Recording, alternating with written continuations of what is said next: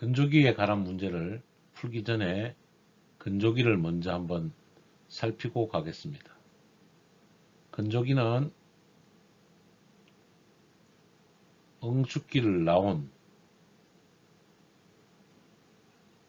액냉매를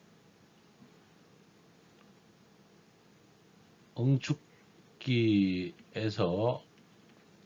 바로 갈 수도 있고, 응축기에서 수액기를 거쳐서 나온 고온과의 액냉매를 철망이 있는 필터를 설치하고 그 안에 제습제를 넣습니다. 제습제를 넣어서 만드는 것으로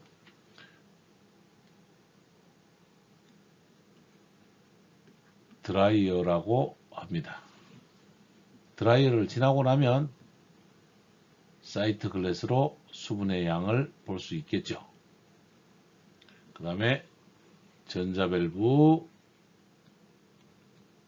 팽창밸브 순으로 정발기로 흐르게 됩니다. 일반적으로 설치 위치는 응축기, 수액기와 정발기 사이에 일단 설치를 하고요. 정확한 위치는 수액기와 사이트 글래스 사이에 설치합니다. 건조제의 종류, 즉 제습제죠.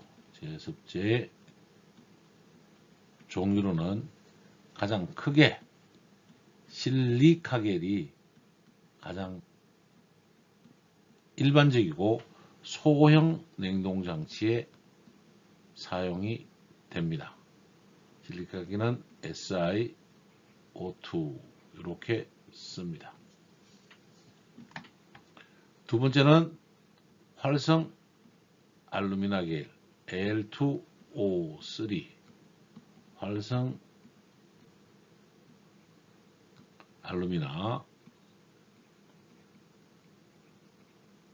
있고, 세 번째는 소바 비드도 있습니다.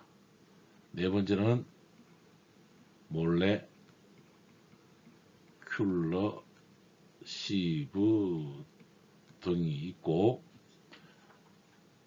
더 쓴다면 보코사이드 등도 있습니다. 가장 일반적인 것은 실리카겔을 소형 냉동장치에서 가장 일반적으로 쓴다까지만 이해를 하셔도 좋겠습니다. 이 제습제의 구비 조건은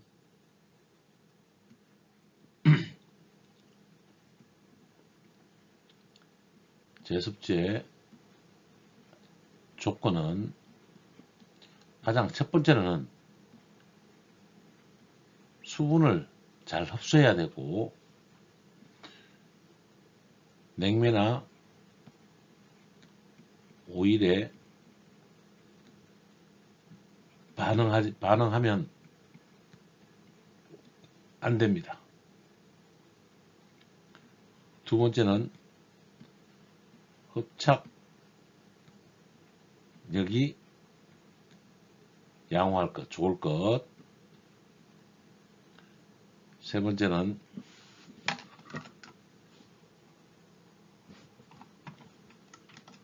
또 빠져버렸네요.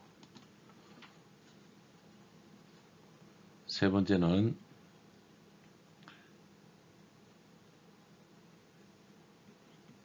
건조도와 건조 효율이 양호할 것.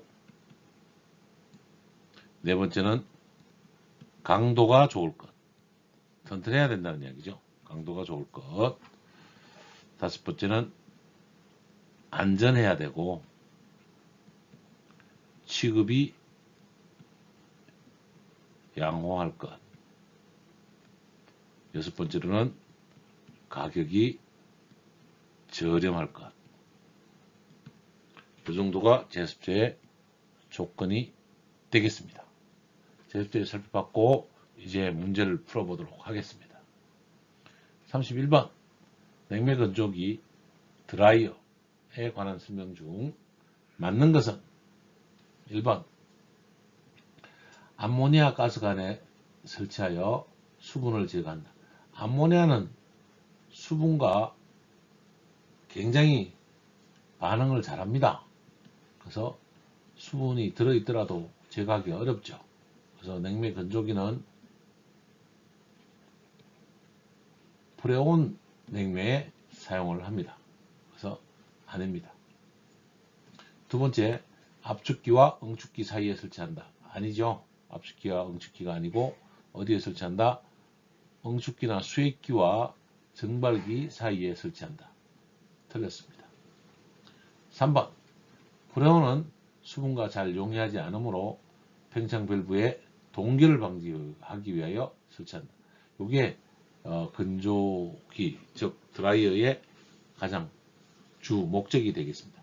프레온 냉매에서 수분을 흡수하려고 한다. 왜?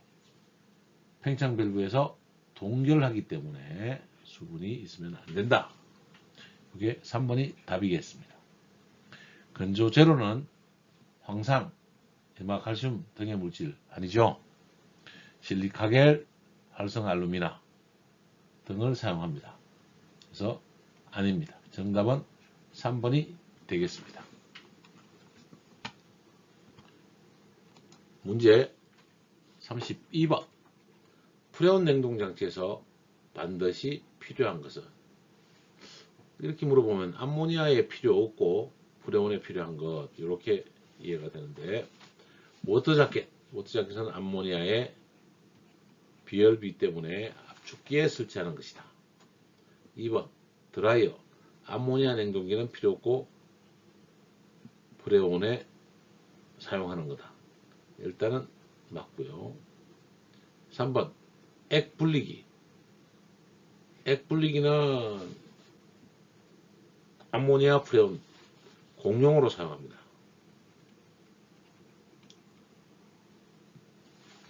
4번 유분리기도 암모니아 프레온 공용으로 사용합니다.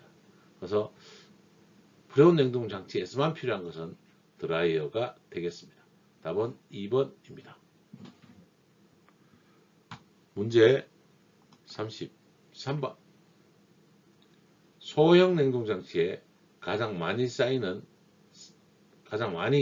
사용되는 건조제는 소형 냉동 장치에서 가장 많이 사용되는 것은 실리카겔입니다. 실리카겔은 SiO2 1번이 정답이네요.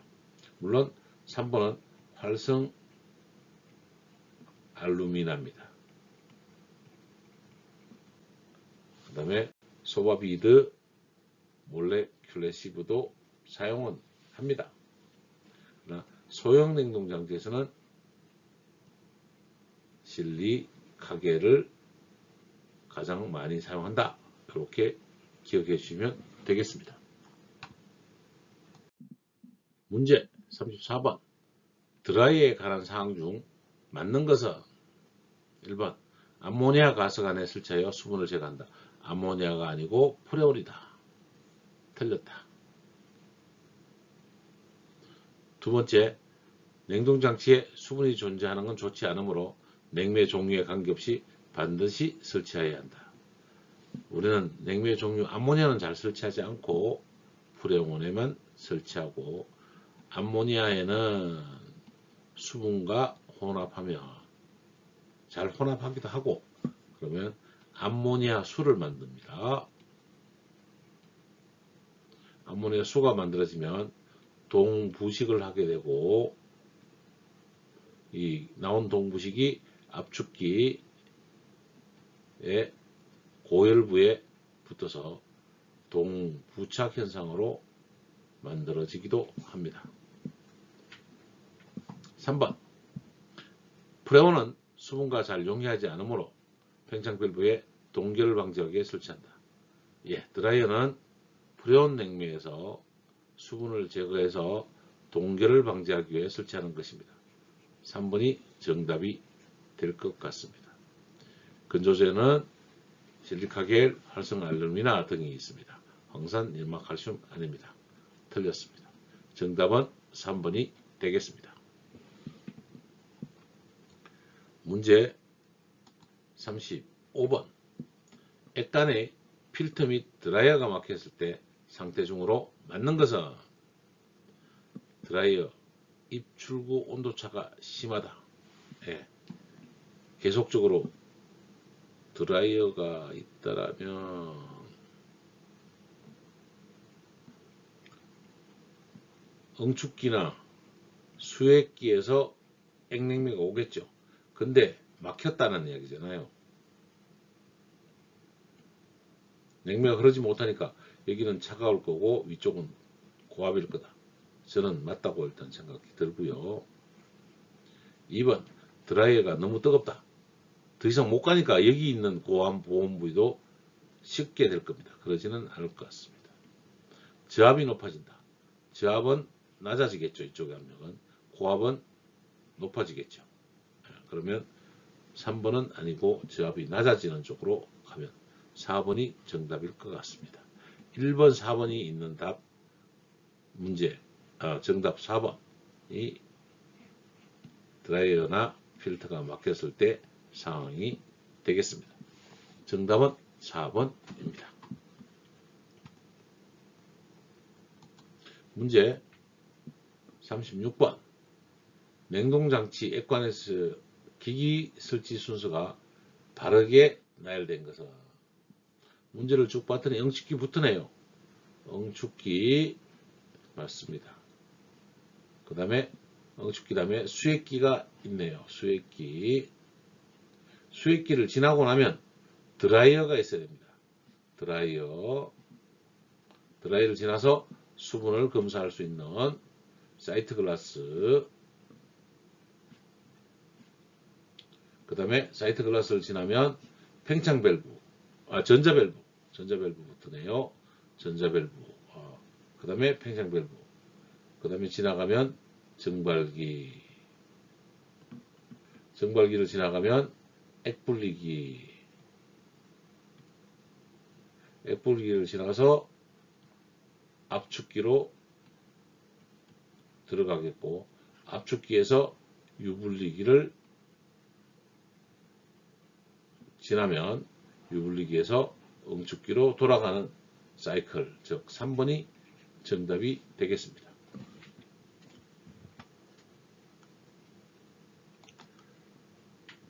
37번.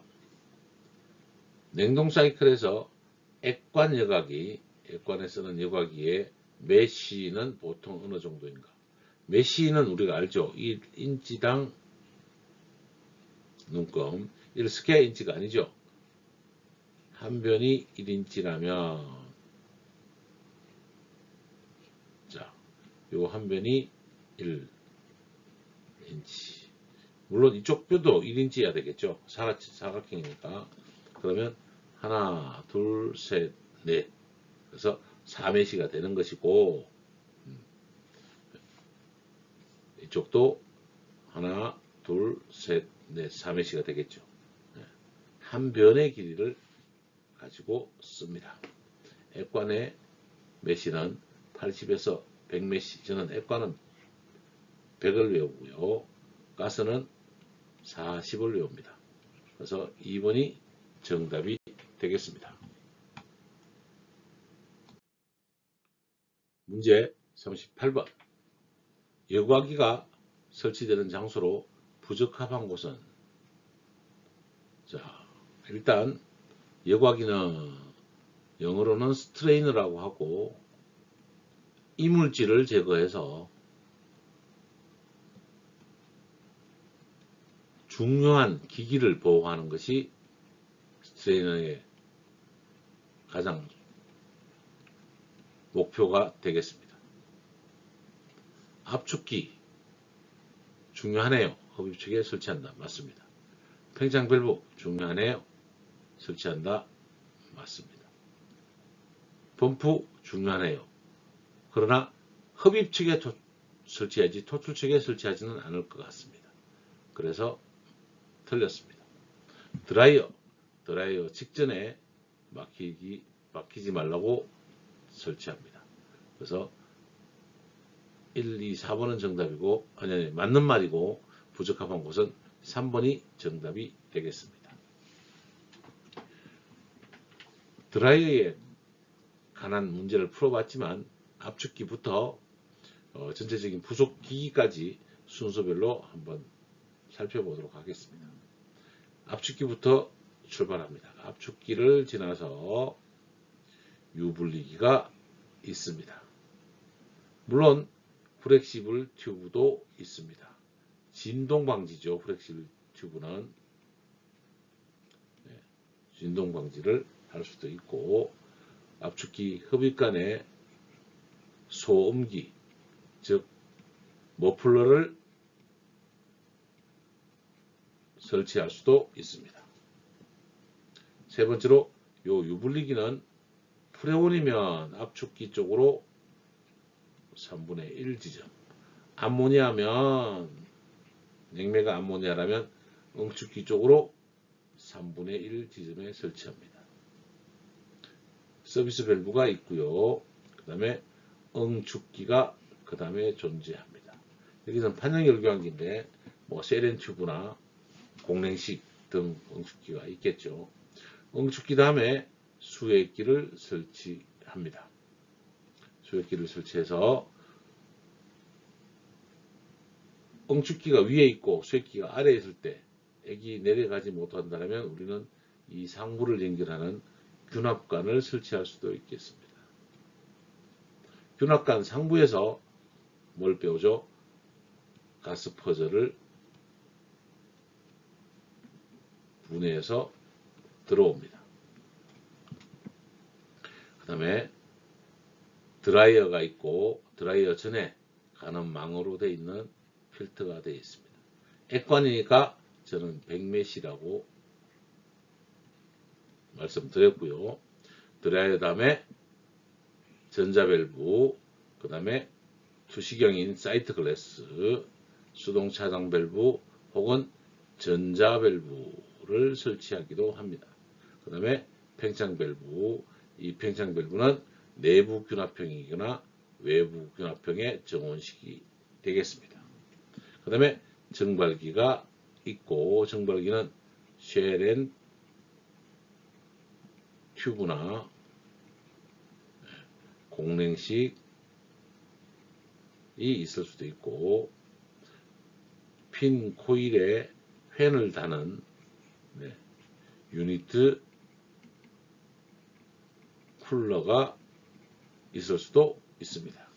정발기긴 하면 액 분리기가 있고, 그 다음에 압축기로 다시 돌아오게 됩니다. 압축기와 배관의 전달을 방지하기 위해서 플렉시블 튜브를 설치하고 압축기 전단에 여과기를 설치하기도 합니다. 얘는 옵션상입니다. 근데 잘 다른 건 잘 못 봤고요.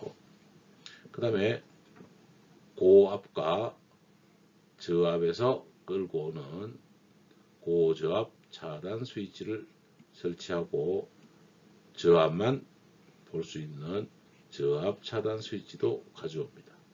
물론 고압에서 가지고 오는 고압 차단 스위치도 같이 달 수 있고, 요 아래쪽에 다른 유압 스위치도 달 수 있습니다.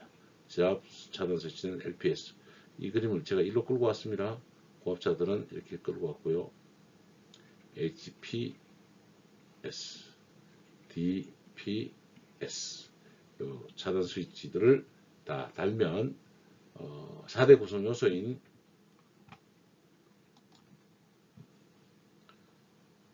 압축기, 응축기, 팽창 밸브, 정발기 외에 부속품들에 대해서 전체적으로 살펴봤습니다. 이렇게 살펴보고 나면 이제 팽창 밸브에 가몬통을 설치해야 되겠죠. 증발기 출구 쪽에 가몬통을 설치합니다. 가몬통이 20A 이하이면